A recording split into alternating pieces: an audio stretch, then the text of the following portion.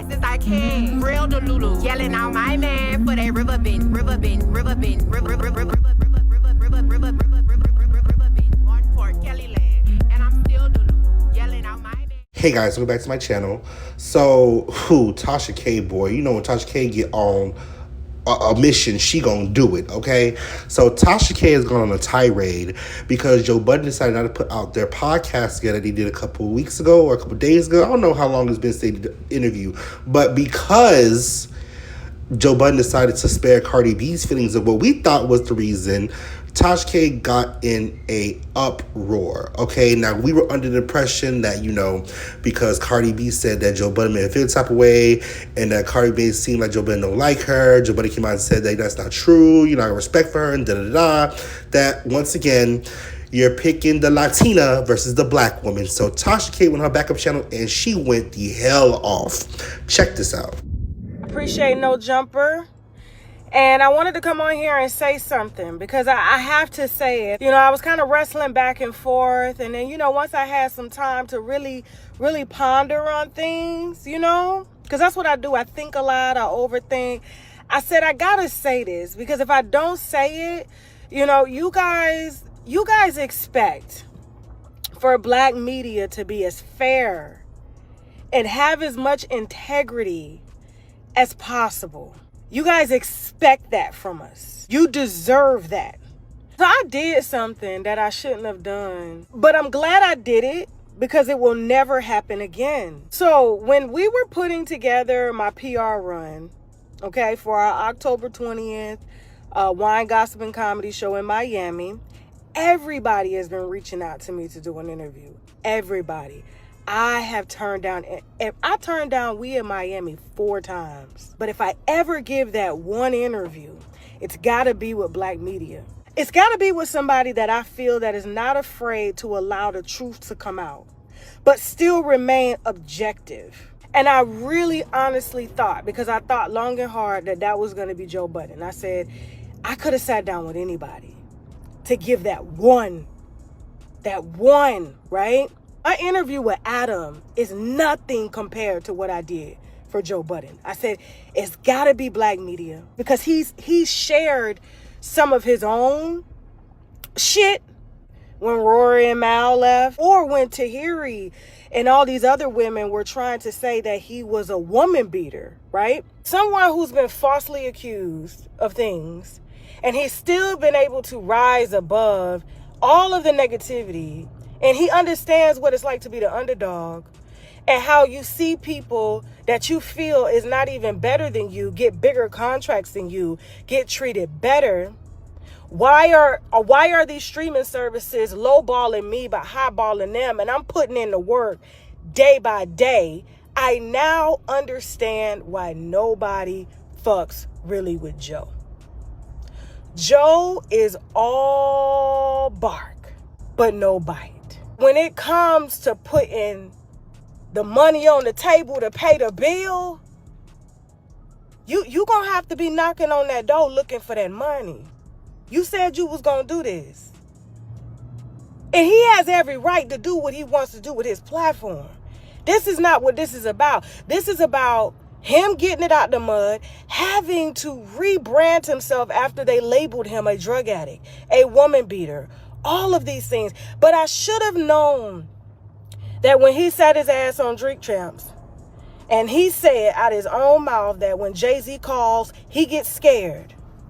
And I said that to him in the interview that I did. I said, you and I, even though we're the same, but the way you move and the way I move is different. Jay-Z can't call me and tell me to bark. Jay-Z don't pay none of y'all bills, but for you to be a black man to sit up and just bow down to this other black man and he ain't did a motherfucking thing for you, he didn't even remember saying that. Then when I hear, he's got to comb through the interview, he's got to make sure this and make sure that, I bodied each and every one of those black men to the point that all of them said after they were done, we're winos. Tasha, you can come back here anytime you want. I sat outside and I had a conversation with this black man. I said, you know what's sad is that we cannot, as black media, stick together for the betterment of the people. And he was like, black media will never do it. Black media will never do it. And now he's literally owning up to his own words. And I honestly regret sitting down with him and giving him that one interview that would shake social media so bad that it shook his fake ass in that lace shirt with his belly sitting over his dick. That he did exactly what the BBL told him to do, because just like every other weak ass black man, they choose ass over bills. I honestly regret giving him the interview that I should have gave that cracker Adam 22 when he had the intelligence to read my case, instead of me sitting down with a black man that is supposed to have my back when I'm supposed to have his back, when Latino women are out here saying that he's breaking ribs and kicking babies out of their stomachs. Then you want the black woman to come sit in court and picket for your jazz. Don't play with me. You want us to settle. That's why you chose a black woman. Shout out to Melissa Ford. But let me say something. I said this to her. You chose Melissa Ford for that platform because she would never stand up to your best. You are the type that hates women with a fucking voice.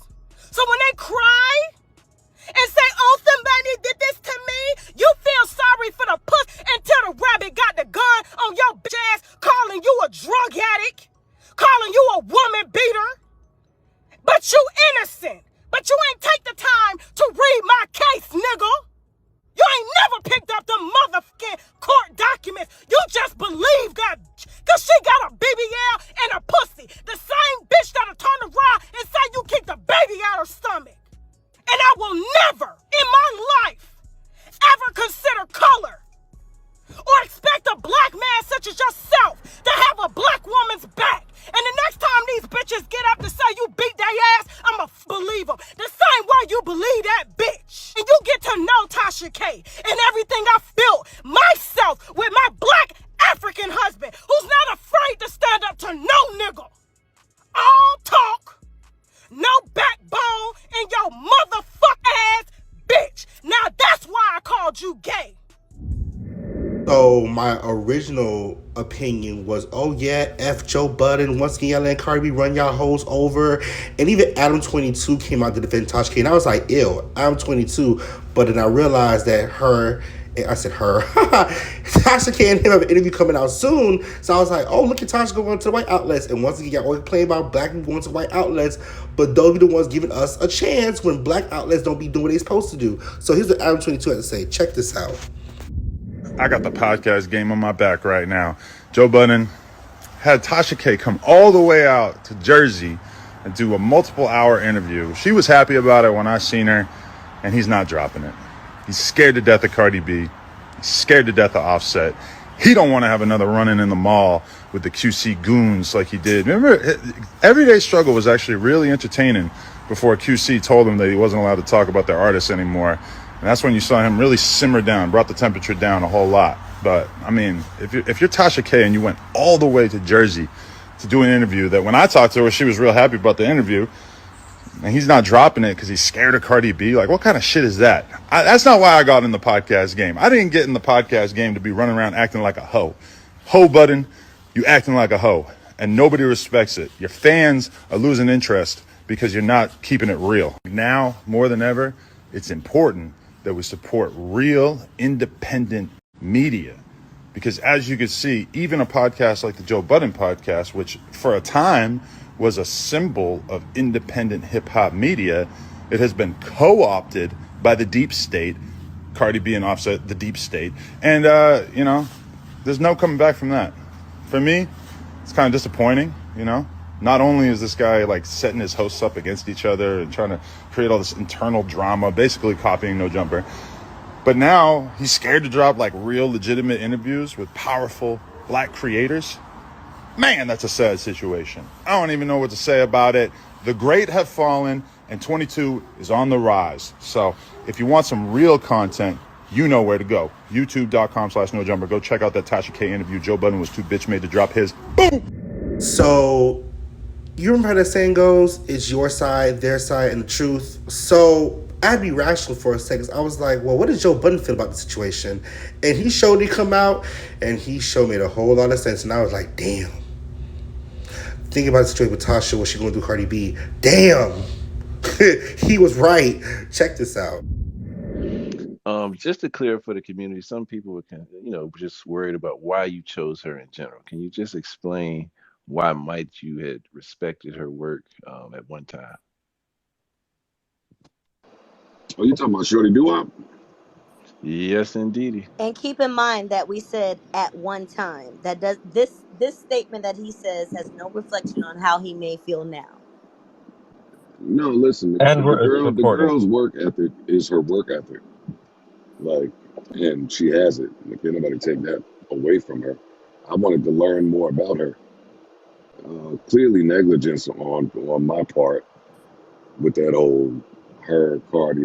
They both seem to be entirely too passionate about whatever occurred for even a regular interview to go down. But the interview wasn't coming out not because of Cardi. Like I already told her, that interview was a problem legally, financially, and algorithmically. There was a lot going on in that interview. It would be foolish of me to just put out an interview with the girl that just got sued and lost for $4 million without checking this. So all of this other shit just happened to happen while my lawyers was looking at this. So, I mean, listen, you play with pigs, you get mud on you. I don't have nothing to say. Now, let me say this with a rational mind now. Joe Budden wasn't wrong, okay? If your lawyers say not to post this shit, do not post this shit. And that's one period. Like, Tasha, even though she has garnered a lot of publicity and a lot of views and, websites getting a lot of clicks and shit, people are joining the membership over there. The problem is, Tasha, you are now infamous. You're not famous, you're infamous. And infamous has a negative connotation. Yes, you have made it where every time Cardi B name pop up, you'll be attached to it, but in what context? Over a lawsuit that you lost for $4 million. And I love Tasha, I truly do. She's a pioneer for YouTube, at least in the black creator spaces. But girl, you can't be doing this shit. Like, that outburst is going to be making me not want to fuck with you for real. And let's get into that part, right? So Tasha claimed that she's not reaching no more black outlets and that she's not working with black people and da-da-da. But weren't you just on the We in Miami podcast? Now, you know who the We in Miami podcast is? That's my boy's Ryan podcast. That's a podcast I got my first viral video on Onsite. Shout out to him. You were on his podcast 2 weeks ago, right? And according to him, allegedly, you asked to be in that podcast 4 times. Now, I'm not going to show the DM because it was his business exposed or not, but here's a clip for the podcast. Check this out. You heard the Sookie on the song? Eating his... Yeah. What happened with you She and let Sookie? walk her like a dog and shit. I'm like, you know how far black women had to fucking come, bitch, for you to be on the ground where people walk and fucking stepping dog shit and everything. You let a motherfucker walk you like a dog and he got the light skin bitches standing up behind you. You fucking feel nigga. And he got these bitches back here like they the house niggas and shit. We done came far and you trying to take us back. They had you in the back of the class in the slow fucking... Tasha, your best bet right now is to watch your mouth. Like, literally, watch your mouth. I'm not saying that you was wrong what you said, because that's your opinion, but baby, business is business, sweetie. And you can only do so much with your status right now, okay? Like, you got yourself in the green, but you can put yourself right back in the motherfucking red, girl. So watch your mouth. Please, okay? Shoot. Like, you just got some notoriety right now. Please hold on to while you can. Okay, so with that being said, like, comment, subscribe, and I'll see you next time. Peace. Someone once told me the grass is much greener on the other side.